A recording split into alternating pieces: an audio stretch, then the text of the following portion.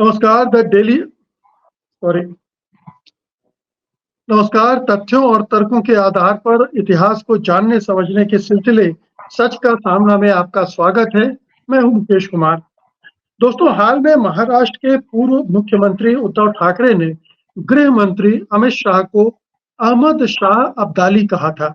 उन्होंने ये भी ऐलान किया था कि वे अब से अमित शाह को अब्दाली ही कहेंगे। सवाल उठता है कि ये अब्दाली कौन था और इसने ऐसा क्या किया था कि अमित शाह के लिए इसके नाम का इस्तेमाल बात करने की बात सामने आई। ये तो समझ में आ सकता है कि बीजेपी मुस्लिम शासकों के नामों का इस्तेमाल गालियों के रूप में करती रही है, मगर अब बीजेपी के नेताओं के लिए हिंदुत्व के पैरोकार समझे जाने वाले उद्धव ठाकरे अगर इन नामों का इस्तेमाल कर रहे हैं तो इसका क्या मायने हैं? क्या अब्दाली सचमुच में ऐसा बादशाह था जिसे खलनायक के रूप में देखा जा सकता है, या अब्दाली कहना किसी के लिए अपमानजनक हो सकता है?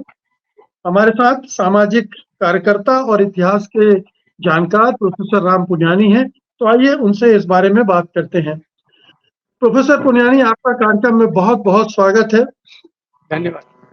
बहुत सारे नाम हैं मुस्लिम मुगल शासकों के, जिनका इस्तेमाल बार-बार किया जाता है। औरंगज़ेब, मीर जाफर वगैरह-वगैरह।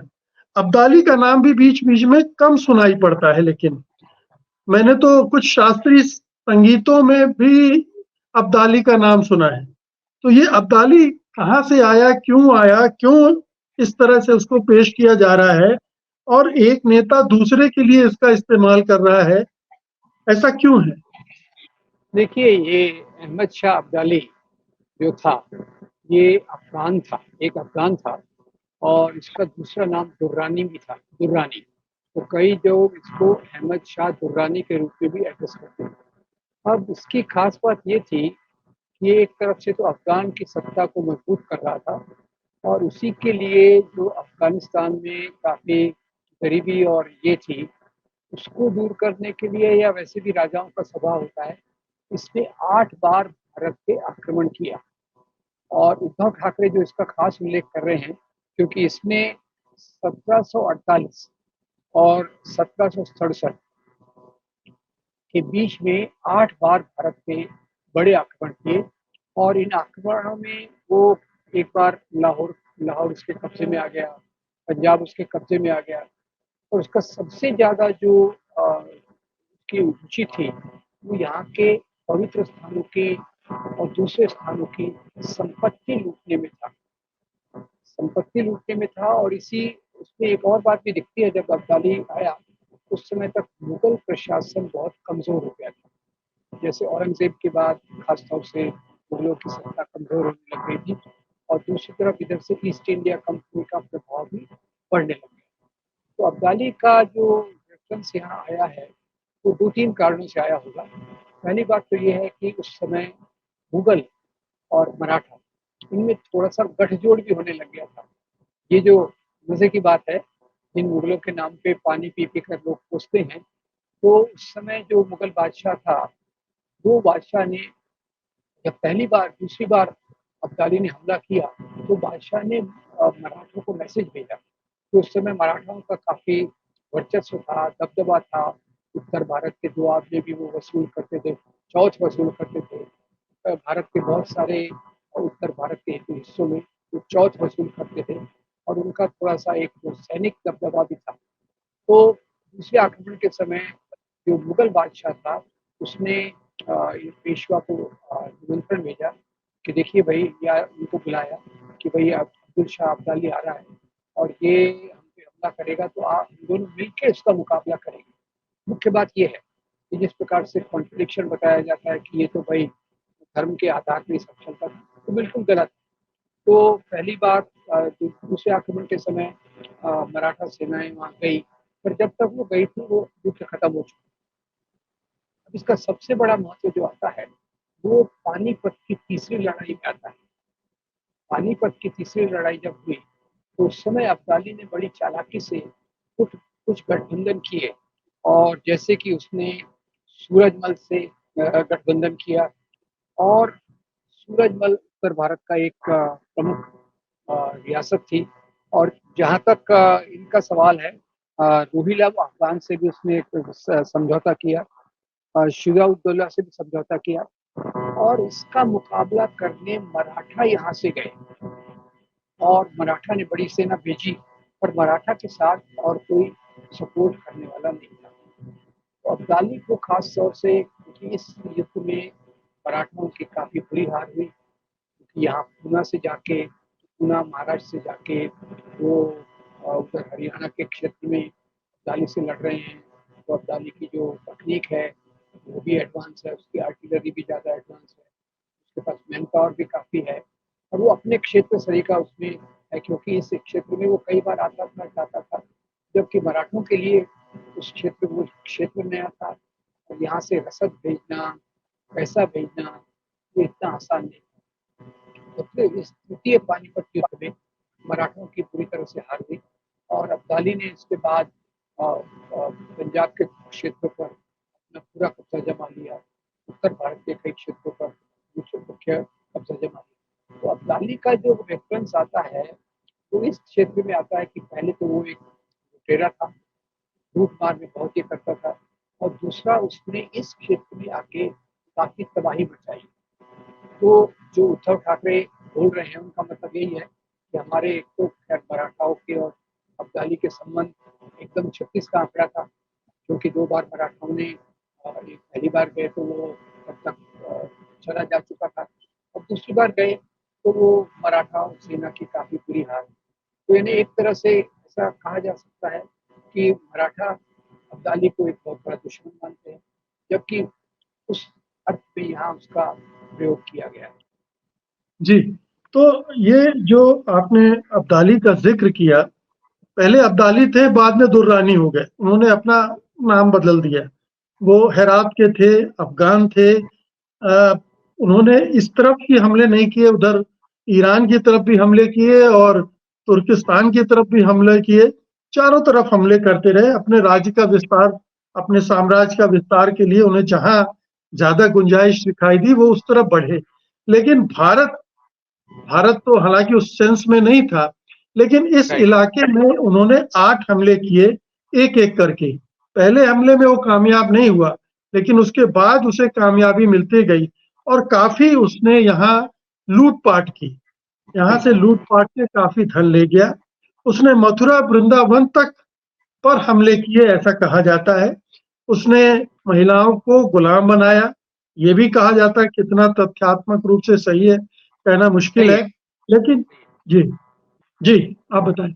ये देखिए, जैसे मैंने कहा कि उसका मुख्य उद्देश्य था यहाँ से संपत्ति को लूटना, और मथुरा वृंदावन, जैसे हम जानते हैं कि हमारे मंदिरों में बहुत संपत्ति होती है, तो उसने खास तौर से हिंदू पवित्र स्थान को बहुत अपने टारगेट में रखा।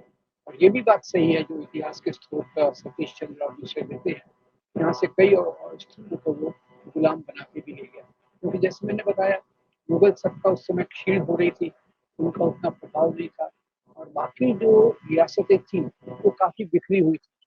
कब समझौता करना, कब साथ में आना, ये बात ज़्यादा नहीं। जैसे पानीपत की तीसरी लड़ाई में भी जो मुख्य उत्तर भारत की रियासतें थी, वो मराठाओं के साथ नहीं आए, क्योंकि बीच में उन्होंने मराठाओं का जो रवैया देखा, वो एक अपमानपूर्ण रवैया उनकी तरफ रखते थे, और वहाँ उस क्षेत्र में चौथ चौथ नाम का एक टैक्स था, वो बहुत इससे वसूल करते थे। और अब्दाली की सफलता इसी में हुई कि उसने उत्तर भारत के जैसे कुछ जगहों पर अफगान महिलाओं का कब्जा था, उनके साथ समझौता किया। फिर एक सूरजमल नाम के बड़े राजा थे, उनके साथ समझौता किया, तो उनको एक प्रकार से कोलिशन जिसको आज कह सकते हैं, तो उसके आधार पे उसने हमला किया, और उसमें उसने संपत्ति लूटने में उसको काफ़ी सफलता मिली। तो इसमें कोई शक नहीं है कि जहाँ तक मराठा का सवाल है, मराठा इनको काफ़ी नफ़रत करते हैं। इस रूप में भी देखते हैं कि उसने न केवल भारत की लूट-मार की, बल्कि मराठाओं को भी बुरी तरह से हराया, और इसको एक फ़ेज़ के रूप में भी इस्तेमाल किया जाता है कि उसका पानीपत हो गया, यानी उसकी हार हो गई। ये यहाँ इस क्षेत्र में इसको इस्तेमाल किया जाता है। कि किसी का पानीपत होना यानी उसकी हार होना, इस प्रकार से उसको देखा जाता है। जी। ये भी क्या ये भी सच्चाई है इतिहास की कि जो राजा लाहौर, अमृतसर, सरहिंद, जालंधर वगैरह में थे, उन्होंने जब दिल्ली से सहायता मांगी, वो भी मुस्लिम थे, ये भी मुस्लिम थे, तो यहाँ से जी, कोई मदद देने से इनकार कर दिया गया और जिसकी जी। वजह से वो हार हुई, जिसकी वजह से अब्दाली कामयाब हुआ लूटपाट करने में। क्या ये भी सही है? ये देखिए, मैंने जैसे बताया कि एक तो मुगल प्रशासन खुद उस समय कमज़ोर हो रहा था और ये इतिहास का सबसे बड़ा सच ये है कि राजाओं में जो दोस्ती या दुश्मनी होती थी, उसका आधार धर्म नहीं है। तो आपने जो बात कही उसकी सबसे बड़ी सच्चाई ये है कि आज की इतिहास की समझ जो यहाँ ब्रिटिश लोग लाए, कम्युनल हिस्टोरियोग्राफी, धर्म के नाम पे इतिहास को, राजा को धर्म के व्यक्ति के रूप में देखना, वो जो यहाँ लाए वो काफ़ी उस समय प्रचलित था और राजा लोग जो आपस में समझौते करते थे, उसका मुख्य आधार तो सत्ता का समीकरण था कि कौन सत्ता के लिए हमारे साथ आएगा, कौन नहीं आएगा। तो जैसे मैंने बताया कि अभी मुगलों को सबसे ज़्यादा नफ़रत की जाती है और ये अब्दाली के समय मुगल और मराठाओं का गठजोड़ हुआ और वो पहले मराठा लोग सोच रहे थे कि हम जाके मुगलों के क्षेत्र में भी आक्रमण करेंगे, पर जो दूसरे अब्दाली का हमला जब दूसरी बार हुआ, तो ये जो मराठा सरदार वहाँ गए थे, वो मुगल राजा को मिले और उन्होंने बहुत एक-दूसरे से काफ़ी अच्छे से बात की। एक प्रकार का उनका समझौता हो गया कि आप इस एरिया में चौथ वसूल कीजिए। तो मुख्य रूप से मैं ये कह रहा हूँ कि जो सिख थे या दूसरे क्षेत्र थे, मुगल राजाओं की तो मजबूरी ये थी कि उनकी खुद की सत्ता काफ़ी सीमित हो जा रही थी। इसलिए मुझे नहीं लगता कि वो किसी को मदद कर पाते और जहाँ तक वैसे भी राजाओं का सवाल है धर्म कोई उनकी एकता या उनके बँटवारे का उनकी लड़ाई का कोई कारण नहीं होता है। कारण तो होता है जैसे अब्दाली का कारण क्लियर था।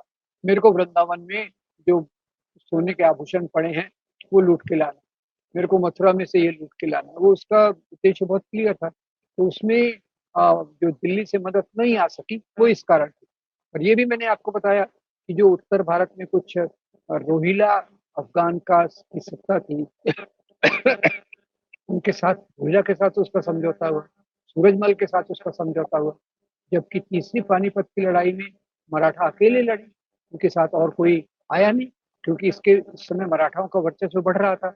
अब वो हर क्षेत्र में अपना दबदबे के आधार पे टैक्स वसूलते थे, इसलिए बहुत सारे राजा उनसे समझौता करने में हिचकिचाते थे। ये बात तो बिल्कुल क्लियर है। ये जो अब्दाली था, ये नादिर शाह का खासम खास था जी, और नादिर शाह का भी चरित्र ऐसा ही था, लूट-पाट वाला, लूट मार के चले जाना। नादिर शाह की ट्रेनिंग मिली और उसी के नक्शे कदम पर ये अब्दाली भी चला। देखिए नादिर शाह एक जगह बोलता है या लिखता है कि मैंने ईरान, इराक, भारत के बहुत सारे क्षेत्रों में मैं गया हूँ, पर अब्दाली जैसा अहमद शाह अब्दाली जैसा होशियार व्यक्ति मैंने कोई नहीं देखा। तो ये नादिर शाह का उत्तराधिकारी था।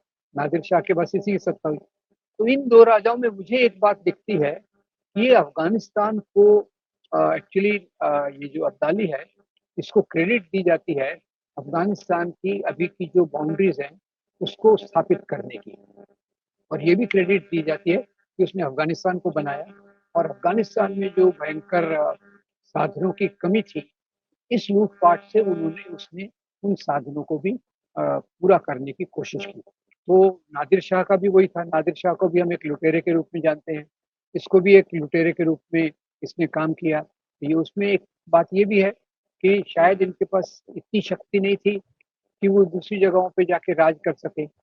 पर इतनी शक्ति थी कि जाकर जैसे एक अटैक करके संपत्ति लूट के वापस आ गए। तो ये दोनों में एक कॉमन बात थी और उसमें शायद एक फैक्टर ये हो सकता है कि उस समय अफ़गानिस्तान में जैसे आज भी काफ़ी गरीबी वगैरह है, कोई उनके पास ज़्यादा रिसोर्सेज़ नहीं है। तेल के सिवा शायद तेल भी कितना होगा वो पता नहीं मुझे।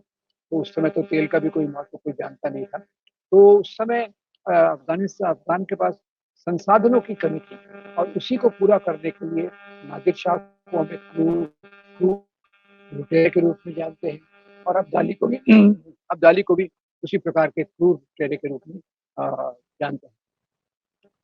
क्या ये अंत में ये हुआ कि मराठों ने सिखों के साथ मिलकर अंततः भगा दिया अब्दाली को, और जो जी, सिख राजा थे उनसे 75 लाख रुपए सालाना की एक वो भी तय हो गई राशि कि आप हमको देंगे ये, इस लड़ाई में खर्च के एवज में, या जो भी सिस्टम उस समय रहा होगा। क्या ये भी सच जी। है कि वो भी वसूली ये कर रहे थे? नहीं, खास तौर से तो उस समय वो पीरियड जो था, उसमें मराठा लोग ही ज़्यादा वसूली कर रहे थे और क्योंकि इनका थोड़ा वर्चस्व बीच में शिवाजी महाराज के 20, 30, 40 साल बाद इनका वर्चस्व काफ़ी महत्वपूर्ण हो गया। इनकी सत्ता काफ़ी ये हो गई। तो ये जैसे मैंने कहा टैक्स वसूल करते थे, उसको चौथ कहते थे और फिर ऐसी लड़ाइयों में भी एज़ अ कॉम्पेंसेशन कॉम्पेंसेशन वो बड़े-बड़े अमाउंट खैर उस समय जैसे पता है 75 लाख की आप बात कर रहे हैं। ये तो उस समय तो एक बहुत बड़ा अमाउंट होगा। तो ये बिल्कुल इसमें सच है कि सिखों के साथ भी एक प्रकार से बाद में मराठाओं का समझौता हुआ। जी।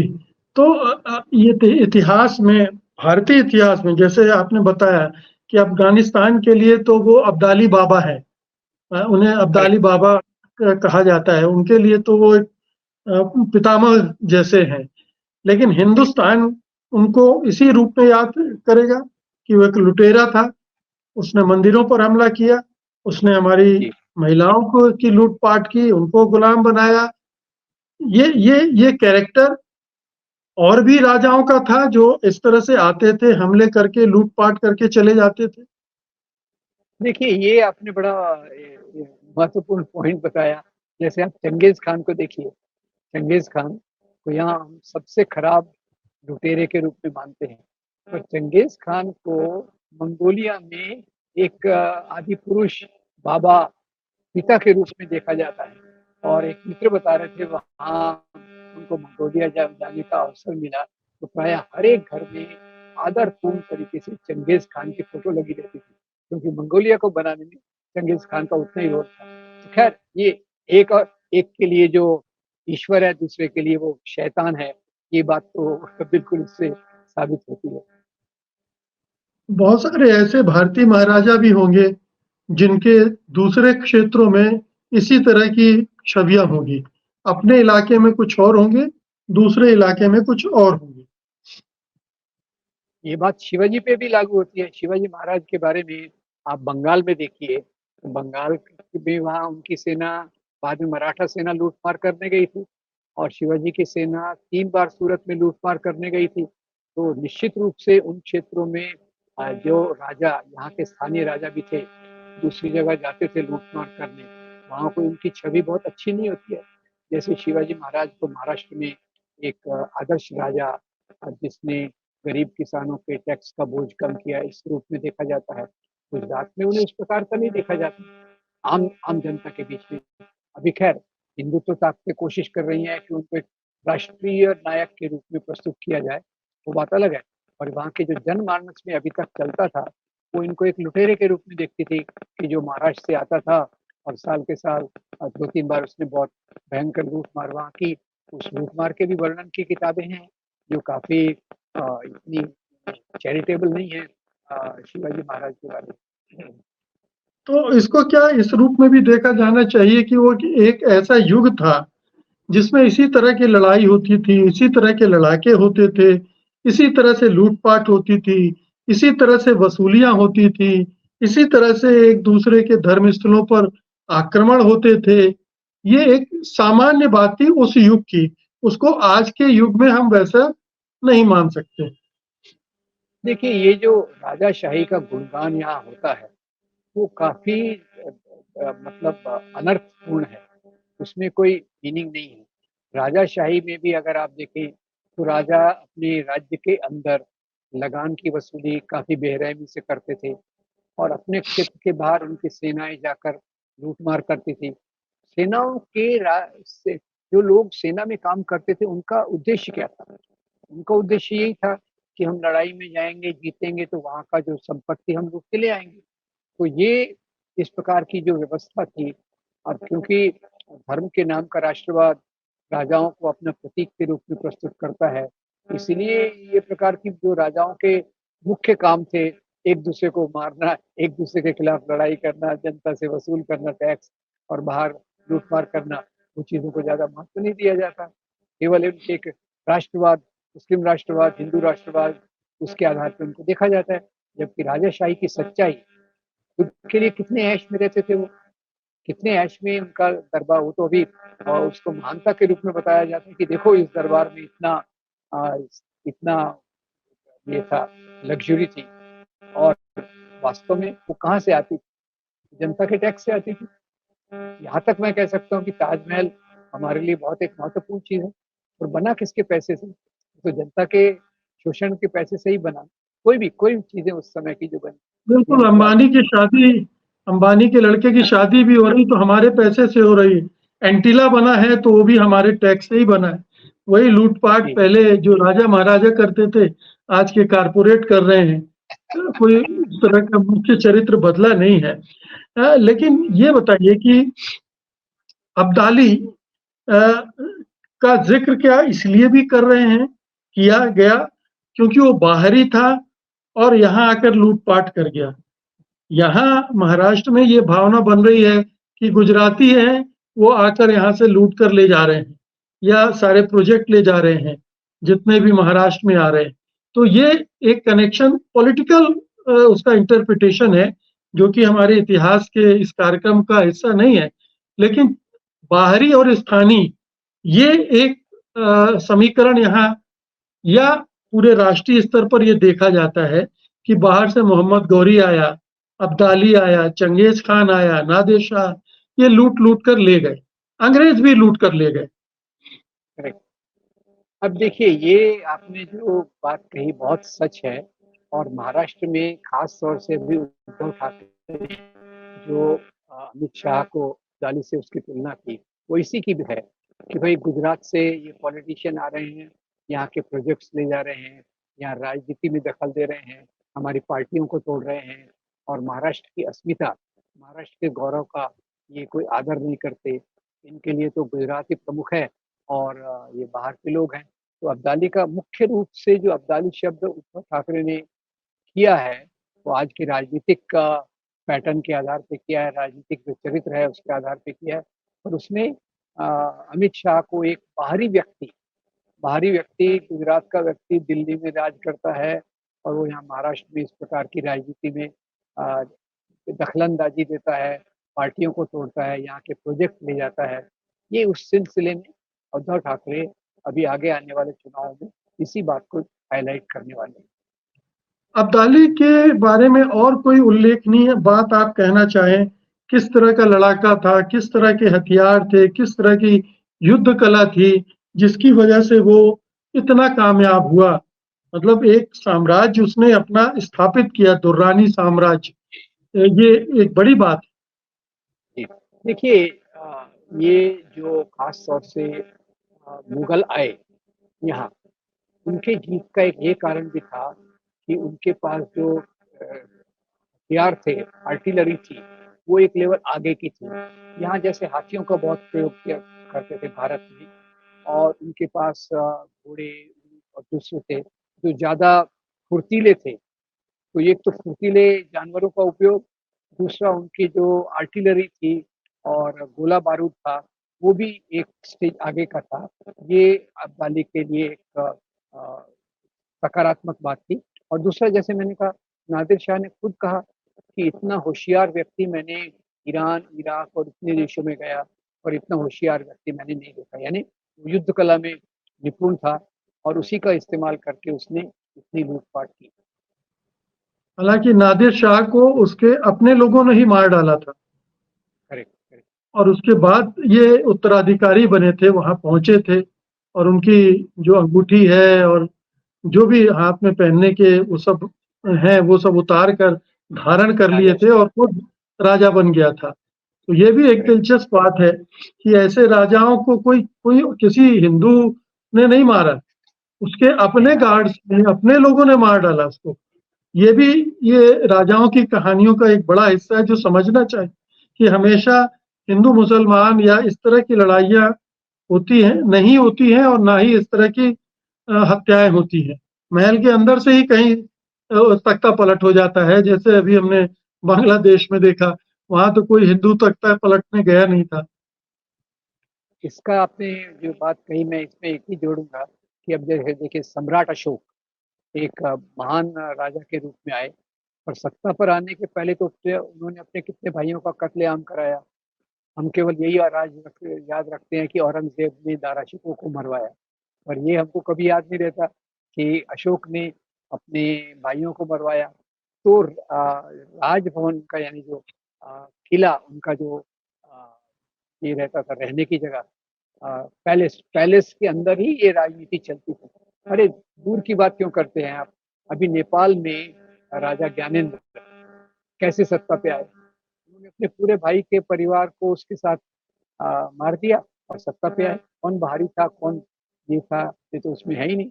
एक भाई ने अपने भाई के पूरे परिवार को, अभी मेरे ख्याल से 20-25 साल पहले की बात है, ज़्यादा पुरानी बात भी नहीं है, जब ज्ञानेंद्र सत्ता में आए अपने भाई बड़े भाई के परिवार को। तो ये इसको पर धर्म का जो टच देते हैं ना ये सांप्रदायिक राजनीति वाले, गैर तार्किक तरीके से, क्योंकि वो एक पहलू ले लेते हैं और उसी पहलू के आधार पे अपनी बात को रखते हैं। पूरा इसमें कोई नहीं, पूरा जो चित्र है, पूरा कैनवास देखकर अपनी राय नहीं बनाई जाती। इसलिए इस प्रकार की गलतियाँ, गलत इंटरप्रिटेशन, गलत समझ इतिहास के बारे में बनती है। हाँ, लेकिन इतिहास में कुछ ऐसे व्यक्ति होते हैं जो अपने कर्मों से खलनायक के रूप में स्थापित भी हो जाते हैं। इसलिए जी, बार-बार उनका उदाहरण भी दिया जाता है, जैसे मीर जाफ़र ने जो धोखाधड़ी की थी और जिसकी वजह से अंग्रेज इस देश पर काबिज़ हो गए, उनको याद किया जाता है। जयचंद ने जो खेल खेला, उस पर हम बात कर चुके हैं कि वो किस तरह से था। लेकिन ये इस तरह की भूमिकाएँ भी व्यक्तियों के चरित्र को और उनकी जो मेमोरी है भविष्य के लिए, वो भी निर्धारित करती है। बिल्कुल, बिल्कुल। जी, बहुत-बहुत शुक्रिया प्रोफ़ेसर पुनियानी इस बातचीत के लिए, धन्यवाद आपका।